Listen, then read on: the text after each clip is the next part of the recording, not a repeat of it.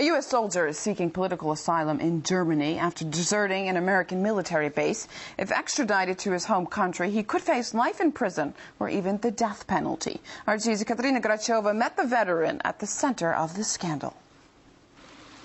The American cuisine, for example, Outback Steakhouse was really good. For me, a personal favorite was the roller coasters. I can't find any place in Germany that even comes close to that. But for Andrei Shepard, his life has become one giant roller coaster. 4 years ago, he deserted the U.S. Army, cutting off the way to his native Cleveland forever. His mom cried with pride when he volunteered for the army, but after a 6-month tour of duty in Iraq, Andrei walked off a U.S. base in Germany and never returned.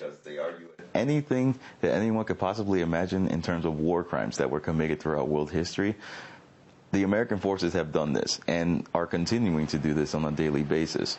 The soldiers were being attacked from somewhere, but they didn't know where, so they just shot off randomly in a different direction. After hiding out for more than a year, Andrei Shepard surfaced.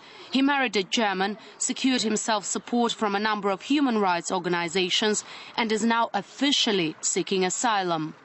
Tucked away on the border of Germany and Austria, Lake Chiemsee has long been popular with holidaymakers.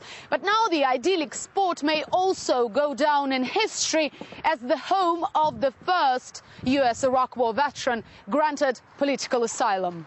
To become this first is not going to be easy, though.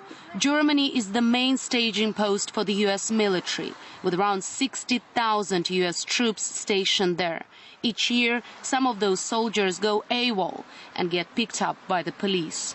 The pressure is very high on Germany, and Andrei often said in his speeches, he's so sorry about that, to putting so much pressure on the German government. Also, he really loves this country so much.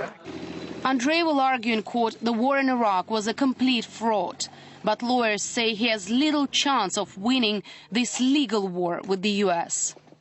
It's particularly more difficult if it is a war such as the war in Afghanistan, for example, or the Iraqi war, where it was not a popular war. And if we just started having droves of soldiers deciding on their own that they were no longer going to become a member of the United States military apparatus, we'd have a problem. And so there are very harsh penalties, up to life, including the possibility of death. Mainstream media in the so-called coalition countries are not in a hurry to give Andrei a say either. The major corporations like the BBC, CNN, what happened is that if I said anything that was controversial or would go against the government line, it would be completely censored.